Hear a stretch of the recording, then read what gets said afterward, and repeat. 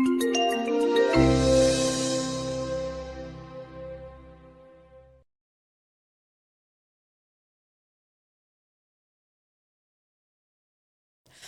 everybody, and welcome from the EBnet booth at this year's IRFA conference.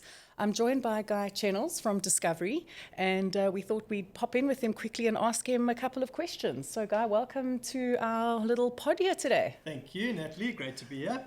Guy, tell me, I see that you are speaking this afternoon. Would you like to share a little bit about what you'll be sharing with us? I'll give you the sneak peek, although you'll get it after the talk, so it's all safe. I'm talking about two-part. I told someone that earlier, and they said, oh. Yeah, no, I'm trying not to. But it's very interesting. I'm talking about things that people don't know about two-part.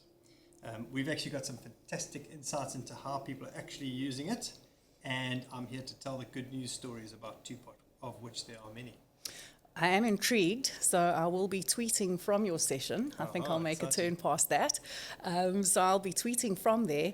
But without revealing the big story, perhaps some good news that you might want to drip in, or not even that? I'll go as far as revealing the full, most wonderful story. The good story is, I've actually got 3 points. Do you want to hear my 3? It's always good when things are on 3. 3 points. Point number 1, everybody is going to be better off under two-part than they would otherwise have been. Point number 2, for the most part, 60% of our users at least are not yet withdrawing from their savings pot. 4 out of 10 are taking it, but 6 out of 10 are not yet. That's incredibly encouraging. And then point number 3, quantifying it is, I mentioned that everybody's better off, but you can sort of, I'm going to show some specific examples for a young person whose behavior we are not going to change.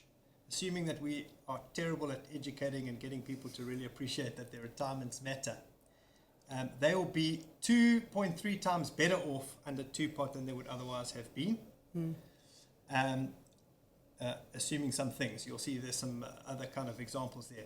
The big headline message for everybody though is if you project forward 40 years, assuming that everybody behaves as poorly as they possibly can, take their money as much as possible, the whole industry will have 3 times more than it would have otherwise. South Africans will be 3 times wealthier than otherwise.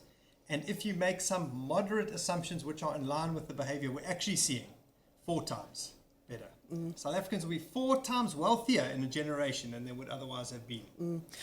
It's definitely an exciting story to think about the future, especially if I consider my kids who will ostensibly start working in this environment and not have a vested pot. They'll have their 2 pots, and this is all that they'll know. But I want to touch on something that came up in an earlier session, and it's around engagement and looking at the Australian story. And one of the unpacks there is, although they've got something like 94% or 96% coverage, financial literacy still remains an issue in Australia. And has two-pot kind of nudged this financial literacy conversation? Funnily, it takes the pressure off the financial literacy conversation in a way, because without succeeding in financial literacy, we're going to get people to better situations, which is exactly what the Australian kind of setup has done. But part of my sort of corollary to what I'm showing is better off doesn't mean okay. Sure. People are going to be orders of magnitude better off than they would have been with poor financial literacy under the old regime, but they'll still get to retirement outcomes that they are completely dissatisfied with unless we get them to shift their mindset and their behavior along the route.